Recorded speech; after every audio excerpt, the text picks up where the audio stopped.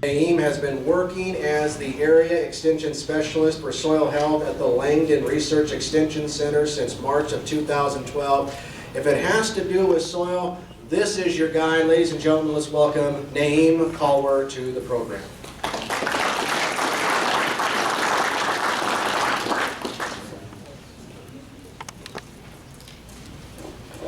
Can everybody hear me clearly? Okay.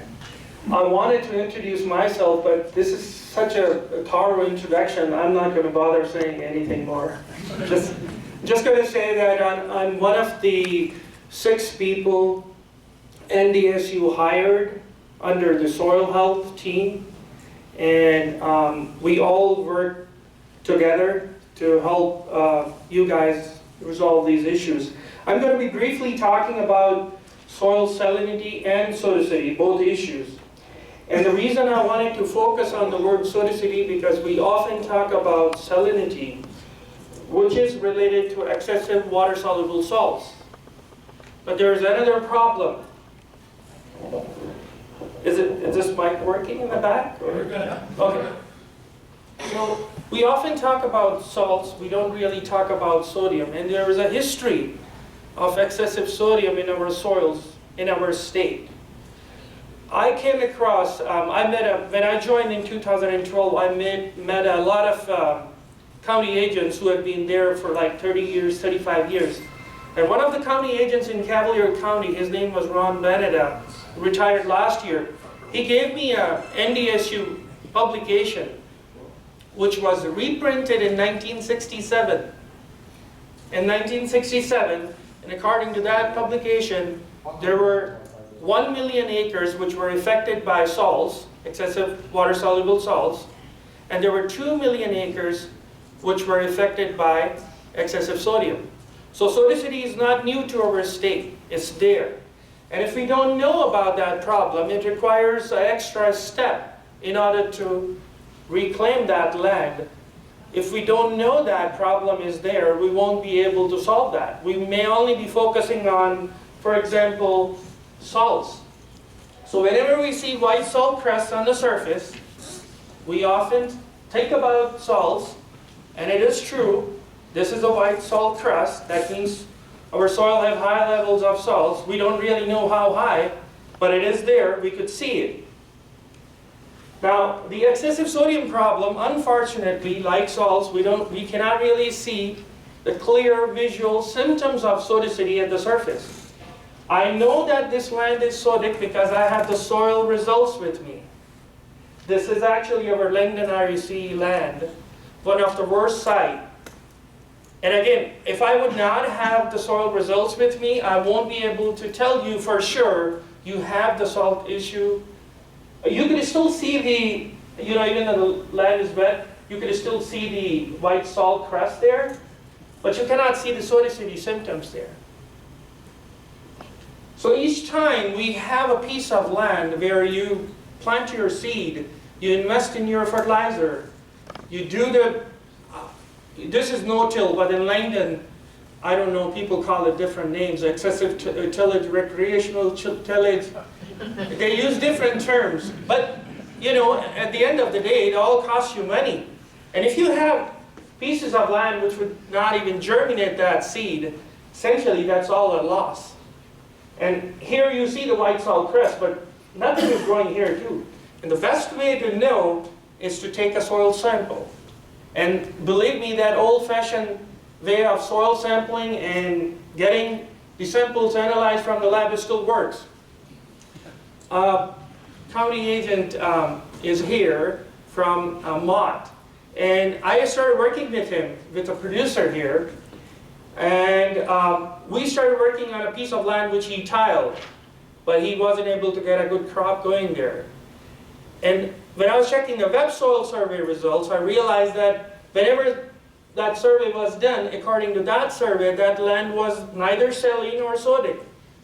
But when we sampled that soil in 2012 fall, it had both high salt and sodium levels. There are some soil properties which don't really change with time. For example, sand, silt, clay, and percentage. But your salt levels, your sodium levels will change. your pH will change, your soil organic matter level will change. They all change the way we farm and the changes in the weather. So the old-fashioned way of soil sampling still works. And if you have a piece of land which is not producing anything, you would be better off checking that. And with the crop prices going down, I would like to quickly quote this, and then we will get on with Salinity and Sodicity.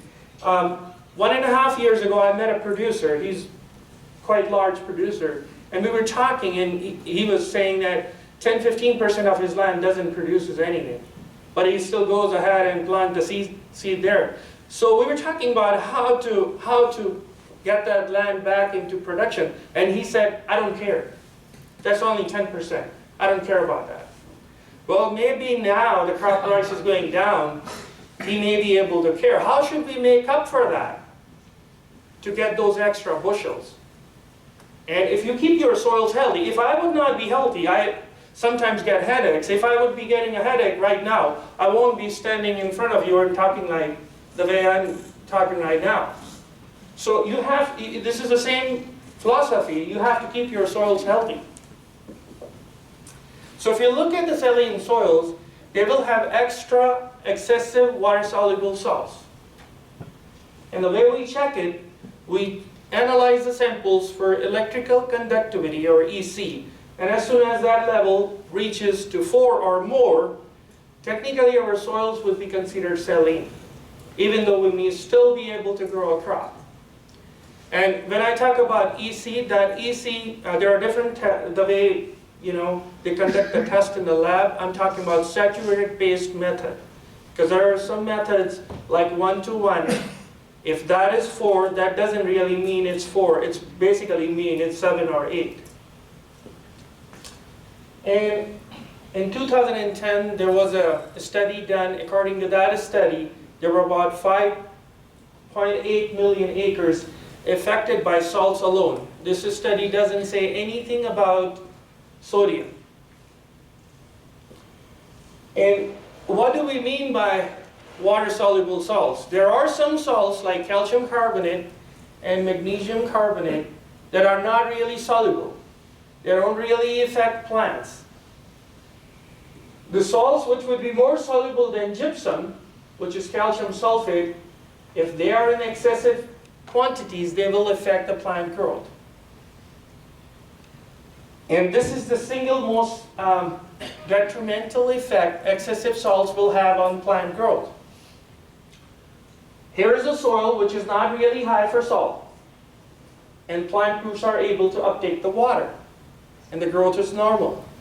In this soil, there is high concentration of soluble salts, and they don't let the plant roots uptake the water even if the soil is wet.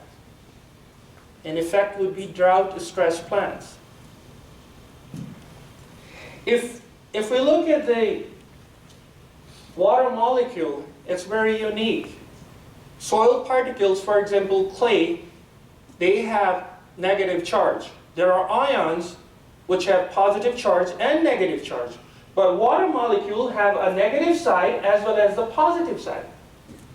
So with this negative side, water molecule can hold on to a positively charged surface or ion, whereas with this positive side, it could hold on to the negative charges of soil particles.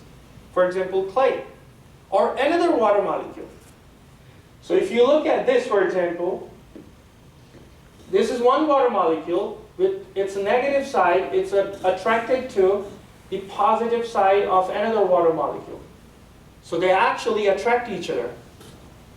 And that is very crucial when it comes to the soil-water movement. And that attraction is called cohesion. And with its positive side, water molecule can get attracted to the negative charges of soil particles. And that is called adhesion. So again, if we look at this, plant roots uptake plant nutrients. For example, calcium, magnesium, potassium. With those positive charges, they try to pull or attract the negative side of water molecules. And they pull the water inside the plant root cell membranes. But if you have more salts in the soil water, the pull is strong within soil. And sometimes it's more stronger than the pull which is caused by the plant roots. So the plant roots cannot uptake the water. Now this is a sodic soil aggregate. Just for a moment, this is a very crude picture. If you for a moment think that this is a soil aggregate, so it's got sand, silt, clay particles supply negative charges. It may have dead microorganisms, it may have plant residues. So sand and silt, by the way, don't supply any negative charges. Only clay particles supply negative charges.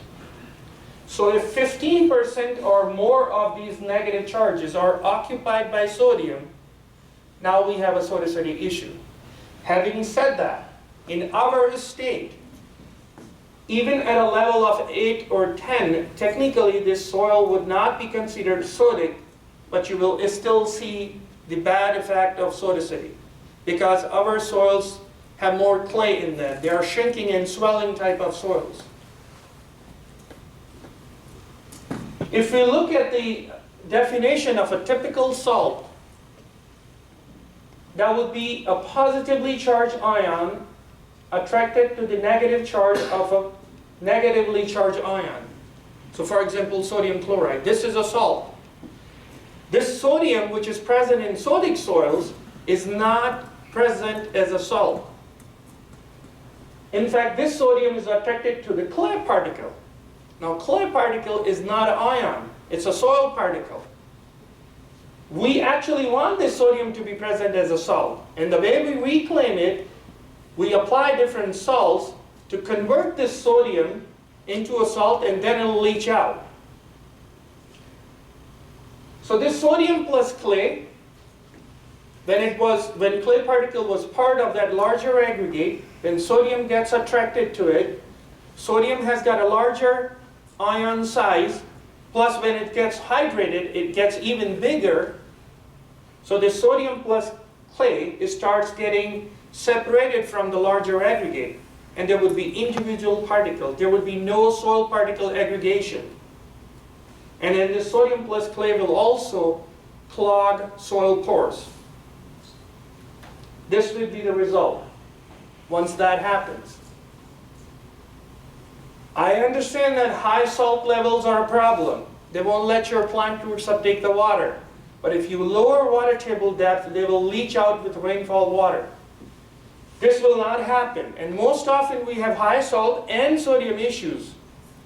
So, for example, a lot of people go for tiling or plant water use efficient crops.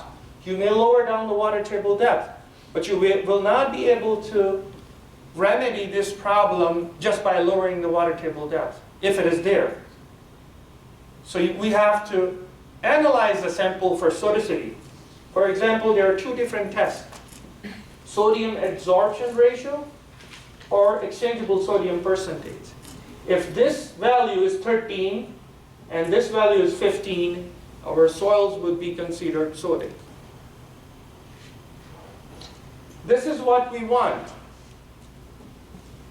because in this case there would be a steady flow of air and water through the soil. There would not be runoff. There would be no erosion. In this case, there would be a lot of surface runoff and erosion. And there would be some leaching of salts. So how do we achieve it? So now if we look at the relationship of sodium ions versus, for example, calcium and magnesium. Calcium and magnesium, their ionic size is way smaller than sodium. And then they also have two positive charges, one on each side. So they act like a bridge. They bring the soil particles together. They form aggregation. If we have good amount of soil organic matter in our soils, that will promote biological soil particle aggregation. Calcium actually promotes chemical aggregation of soil particles. So if sodium will cause to break down the soil particles or aggregates, calcium and magnesium will try to bring them together again. Calcium has got 43 times greater flocculating power over sodium. Flocculation is opposite to dispersion, which sodium causes. So what does that mean? If there are 43 ions of sodium trying to break down soil aggregates, one calcium ion can counter that bad effect. This is how their relationship works. And magnesium is also, it has got more flocculating power over sodium. That is why it's a blessing in disguise. If you have high sodium levels and high salt issues, those salts will try to keep your soil structure in good shape. You will still have better soil water infiltration. And even a large amount of sodium won't be able to cause dispersion. But if you have low salts, even a small amount of sodium will cause dispersion. This is another very good diagram. If you look at this, there's only sodium. There's no soil particle aggregation. And when you start adding calcium, it improves. And this is all coming from our soils, especially in this part of the state. We had many seawater inundations even before the age of glaciation. So the parent material of our soils is high for salt and sodium, and with weathering, they all come up. And whenever we have high water table issue, they'll all come up. Water eventually evaporates, but salts and sodium don't evaporate. They'll be there. Now, we could either have a high water table issue or the capillary movement of soil water. This is slightly different. So let's say in this case, our water table is very close to the surface, say 4 or 5 feet deep. But this capillary movement, and the whole water table will come. The capillary movement can actually, this water can move in any direction from wet to dry area. And the two forces we discussed, adhesion and cohesion, the attraction of water molecules for each other and soil particles, water actually creeps up. It will move like a thin film above the water table depth, and it will still bring the salts and sodium with it. So again, I'm really glad that today I'm in an area which is no-till, because in Langdon, people just till the soils up. So they expose the topsoil to sunlight, and there is excessive evaporation of soil moisture. So even if the water table depth is at 5 feet deep, the water would start creeping up because the topsoil is dry now. So if we just quickly look at these forces, the forces of gravity will only take the water down into these soils. But this adhesion, which is the attraction of water molecules for soil particles, and cohesion, which is the attraction of water molecules for each other, those forces are responsible for the capillary movement. And osmotic forces are responsible, for example, those salts pulling the water either in the soils or in the plant roots. So based on that, there are 3 different soil waters, gravitational water. This is not plant available water, this is excess water. So whenever it rains heavily, excess water needs to get out of the system as quickly as possible, otherwise oxygen will not come back into the soil pores. And this is not plant available water. But this water can help us leach our salts if we use it properly. If not, there would be surface runoff, or the soils would be saturated with water for a longer period of time. There would be no microbial activity. Plants will also die due to water stress. This is the water which is plant available water. Plants can take it, but we have to minimize its movement. We don't want this water coming too close to the surface. And this is the water which also, because oftentimes our water table could be very close to the surface, but oftentimes our water table is 4 or 5 feet deep. But then this water movement happens and it brings the salts and sodium too close to the surface. And then there will be a time when we won't be able to grow anything. This water is basically present as a vapor. This is just the 3rd type of soil water.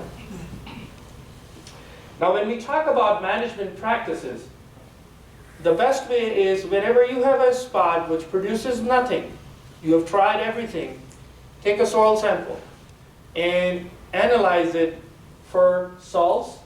And if you don't tell your lab, they won't check it for sodium. Oftentimes, producers bring their soil analysis report and they say, I should have the sodium results here. And I look at them, sometimes they have EC results, but most often they don't have any SAR or ESB results because they don't tell the lab to do it. If you don't tell the lab, they won't check it. And if they won't check it, you won't know that that problem is there or no. Then we have to intercept the source of excess subsoil water. We have to lower down the water table depth in order to minimize the capillary movement of soil water. We have to minimize the evaporation, establish a vegetative cover. Once we do that, salts will leach out. But for sodium, we will have to apply calcium, because Sodicity problem will not happen if we have high calcium in our soils. And calcium is the ion which basically goes and displaces sodium from the soil particle charges, and then sodium comes into soil water. And then it attracts a negatively charged ion, converts into a salt, and then it can leach out. If we look at our landscape, we are mostly flat in Langdon. Here it's totally different. But even in Langdon, we have this site, and here is the high ground versus the low ground. So this high ground, when it rains heavily, it cannot absorb soil water anymore, and this water gets dumped here. And this low area doesn't have any further drainage. And over the years, salt and sodium levels have been going up. We cannot really grow anything in this area now.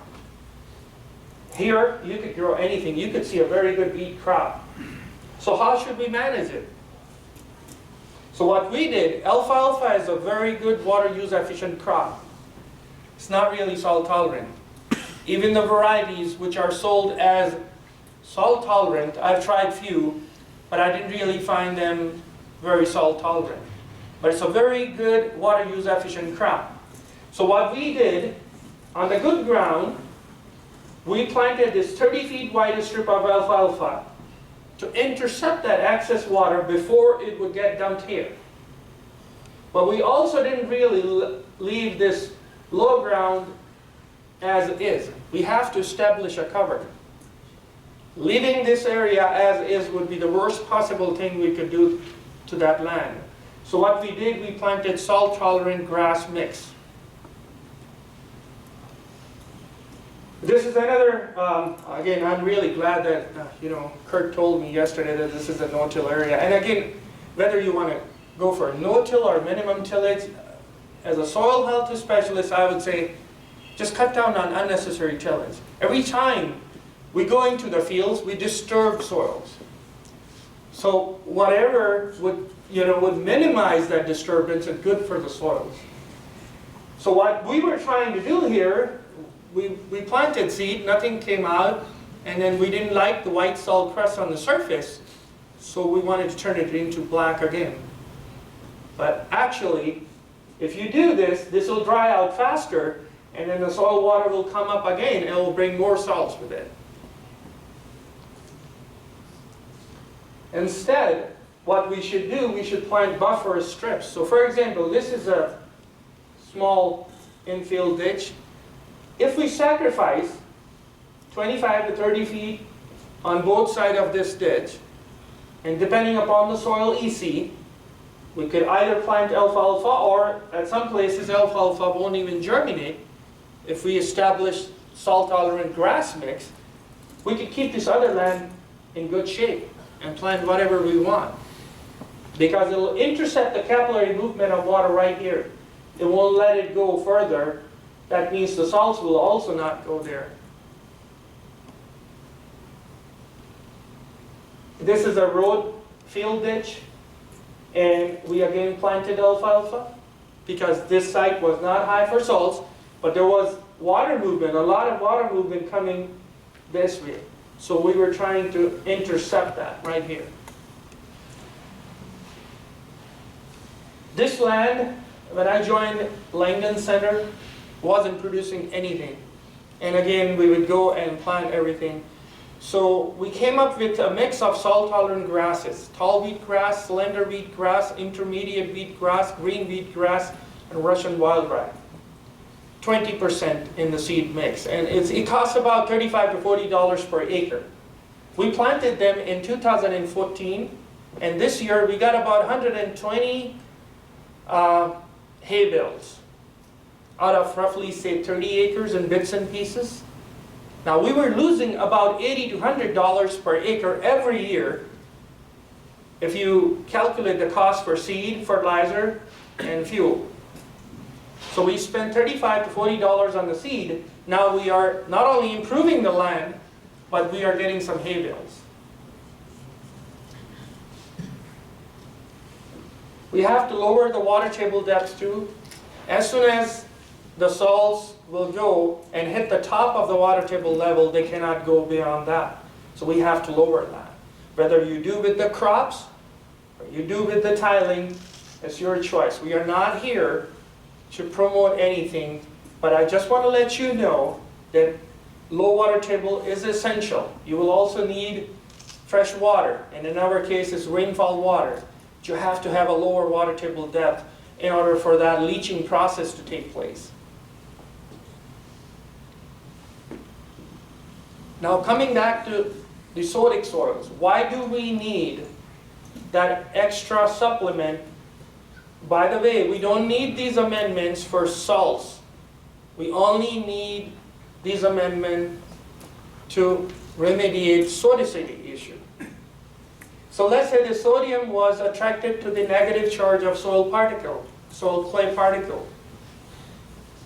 Now if we apply calcium, it has got two positive charges. So it'll go and it'll kick sodium from that charge.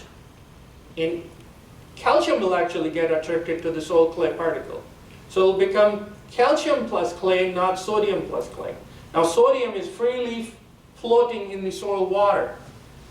And then it'll get attracted to a negatively charged ion. And it'll convert into a salt. And then it'll leach out. That's why we need these amendments. There are different kind of amendments. I would not make it more complex by going through the formulas. There are formulas. If you wanted to know how much gypsum, for example, you would need, you will have to have the soil samples analyzed for sodium, and then there are formulas we would use to calculate that. But there are some amendments, for example, calcium sulfate, which is gypsum. This is the most commonly used amendment in the entire world, and cheap too, very effective. There's calcium chloride too. They supply calcium directly. As soon as you apply, that calcium will start reacting with sodium and will cause that reaction. But there are some other, for example, amendments like elemental sulfur. This sulfur reacts, first microbes convert this into sulfate, and then it reacts with soil water, converts into sulfuric acid. So sulfuric acid, basically, in order to apply that, you got to have more lime in your soil. And your pH should also be low. So they supply calcium, but indirectly, not directly. And lime is also one of the amendments you could use, but not on high pH soils. You should have acidic soils. These are some of the pictures. We have our share of sodic soils at the Langdon Center.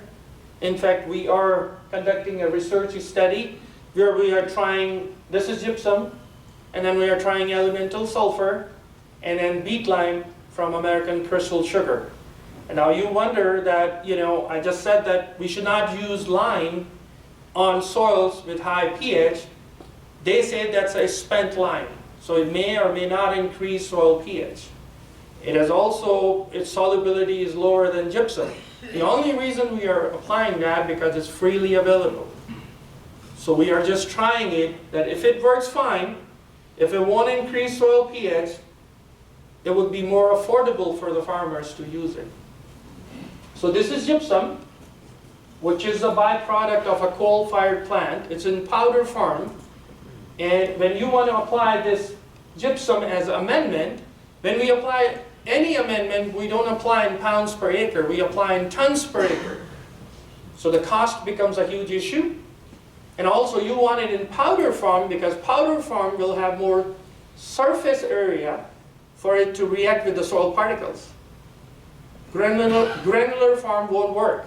If you want to apply it as a fertilizer, you want the granules. But as amendment, you want it in powder form. This is sulfur. For sulfur, again, it needs to be converted into sulfate first, and microbes do that. Around Langdon, we have slightly colder weather. You are slightly warmer here.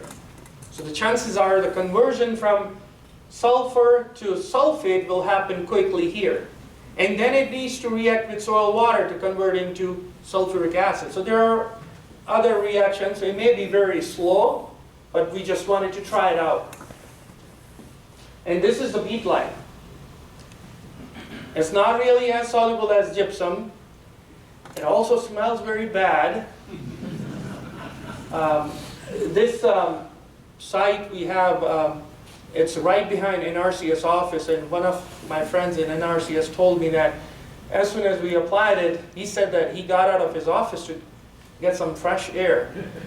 So he didn't really get fresh air at all. So, I would like to mention a couple points. I would like to end whatever I said with a couple points. Gypsum is very effective when you want to reclaim sodic soils. And it's cheap all around the world. But unfortunately, in our state, it's quite expensive.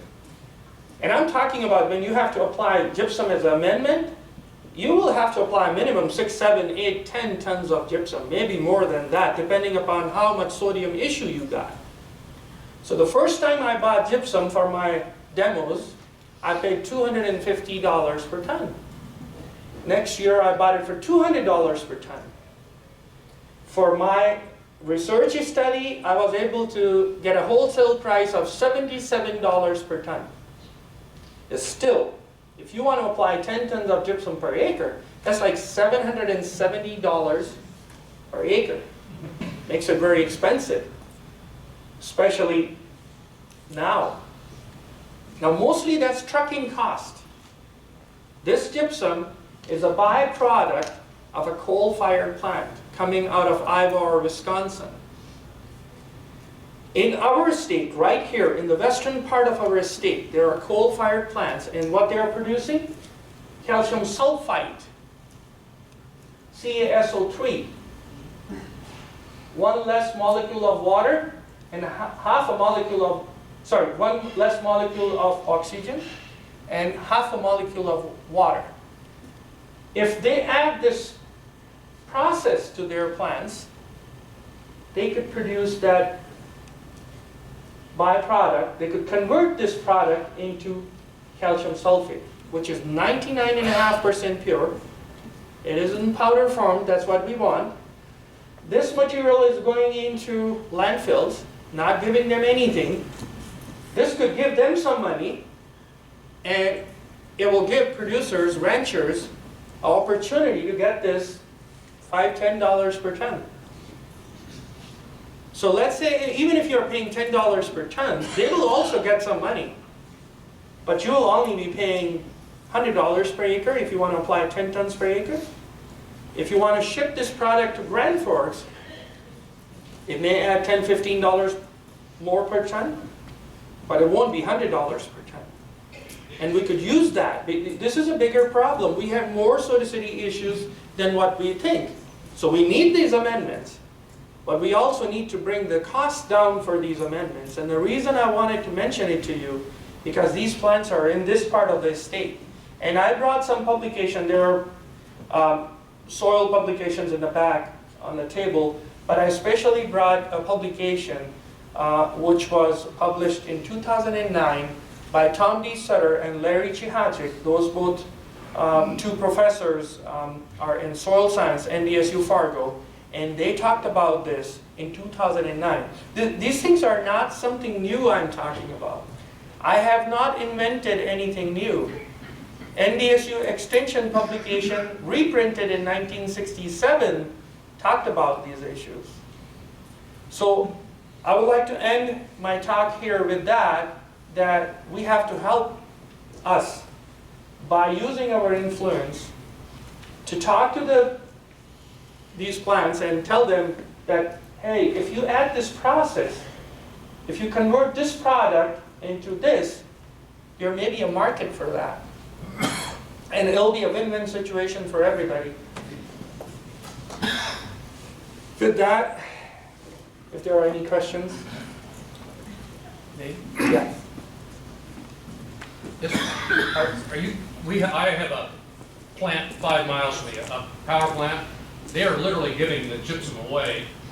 They've got a mountain of it, but a lot of us are concerned Is this about. gypsum or calcium sulfite?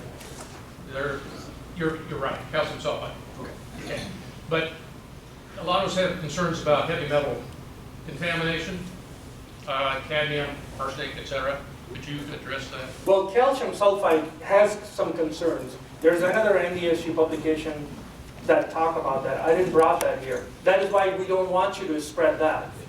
That is why we want those plants to convert that calcium sulfite into calcium sulfate. Calcium sulfate doesn't have any issues. Okay. Because calcium sulfite got sulfur dioxide. And that brings a whole, it could potentially convert into other poisonous gases. Right. But calcium sulfate doesn't have any issues. What about heavy metals? Cadmium, selenium, They, I think, take it or is that out of much that. of the coal we burn? Yeah, that's not an issue in case of calcium sulfate. Okay. Yeah, Thank you. yeah. So that's the difference. I want these two words sound very similar. Yeah. Calcium sulfite versus sulfate. One molecule. Yeah. Any other questions for Naeem? We're actually running just a little bit ahead of schedule, and I misspoke before we introduced Naeem. Both he and John Nowatzki are going to have to leave either before lunch or shortly thereafter to get back home.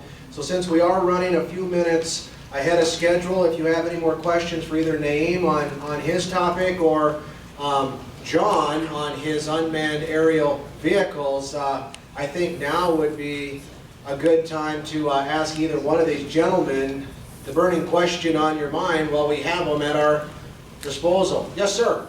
Have you tried any biological means of reclaiming these sorted soils? Livestock manure would be another thing, because if you recall, sodium is trying to break down the soil particles or aggregates. That's dispersion. Livestock manure, when microbes work on that and break down that, they release these glues which promote soil particle aggregation. So to an extent, livestock manure will do that. Yes. I haven't tried. When we were trying to have this layout done for this research study, we only went for 4 plots. You have to leave one for control. So we played between the idea of using beet lime versus livestock manure. And around Langdon, there's not a lot of manure available too. So we were not able to do that, but I would say this is one thing which would also work. Yeah. How about compost as opposed to? Okay, the difference between compost and livestock manure is, and I'm not talking about wet, livestock manure, dried. Oh, yeah. When you put it in a compost pile, microbes start breaking it down. So during that breakdown process, they release these glues, these acids, which are very beneficial for soil pH, soil particle aggregation. So if you have a pile in that corner, and whatever breakdown is supposed to happen is going to happen there, and then you bring it here as a compost, the microbial activity would not be that much. As a soil health specialist, I want that breakdown to happen right here. So I would say that if you spread it on your land, incorporate it, and let it break down right there, you will get more benefit out of your livestock manure than the composting. If you are using it as a fertilizer only, then compost is better. Just a thought, if you were gonna compost, why wouldn't you wanna put a compost windrow in your saline areas and do it that way? You could, but after composting, you may not want to even remove it. Right, I mean. So if you incorporate it, nature will take, its course, and it'll break down into anything. Okay. Yeah, but what you want to do, let's say you have this strip of saline land, you're saying not to spread it on the good ground, just focus on that. You could do it, you're just using it as an amendment. Because this, for example, gypsum or beet lime, you don't need it where you don't have sodium issue. So let's say you bring a soil sample and it comes in high for sodium, for example. And you took that sample out of 5 acres. But not all 5 acres would be high for sodium. You know your spots. So let's say I say we should apply 8 tons of gypsum per acre. But you say, out of these 5 acres, I only got 1.5 acre, which are, like these areas. So you will just go and apply 12 tons of gypsum in those areas only. You don't really need to apply that where you don't have that problem. Thank you. Thank you. Is the heavy low soils usually the ones that are a problem for saline or sodic? Heavy? Yeah, the low, heavier soils like clay soils? Well, the thing is that if you have a low area, it'll get to high water table problem, and then it'll also bring the sodium and the salts. If you had a field with some sandy soil and then some lower, if you change the top 2 inches of soil, like with the earth mover or something, put the sandy soil on the sodic area and put the other heavier soil on top, would they both benefit from that to avoid? I think the worst thing we could do to a soil is to remove the topsoil. But I mean, you take the topsoil from some sandy soil and Yeah. then put that topsoil up on the top. That will also change the structure of soil. Let's say if you bring the sandy soil means larger soil particles, and the pores would be larger. So now you have to think about how the water will move through those pores. So your soil was clay, that means it had smaller pores here. So water moves readily from the smaller pores to the larger pores. So if you have that gravel or sandy layer underneath the clay, water will move readily. Water doesn't move readily from the smaller to the larger pores unless the soil is saturated. So if you remove that clay layer and bring the sand layer, but water will not really move fast through that larger areas into the smaller pores. So that would be, it's very complex. And I would not advise you. And also, when you're removing that layer, basically your top 3 inches contain all the 80 to 90% of your plant nutrients. And if you remove it, you're basically, it's like, I like cakes, but I also like the icing. If you remove the icing, there's nothing left for me. So, if you want to do that, I'll still eat it because I like the cakes. I totally better understand your whole presentation now compared it to cake. Thank you. Any other questions for Naeem or John Nowansky? Yes, sir. So if you did that though, you get a sandy layer underneath, you would have the upward movement fast too, so it'd be such a key. If you have a sandy layers down there, you won't have that upward movement because remember that upward movement happens due to the attraction of water molecules for each other and the attraction of water molecules for soil particles. Sand doesn't have any negative charge. Silt doesn't have any negative charge. Only clay got that negative charge. So wherever you have high clay, that capillary rise will be very prominent.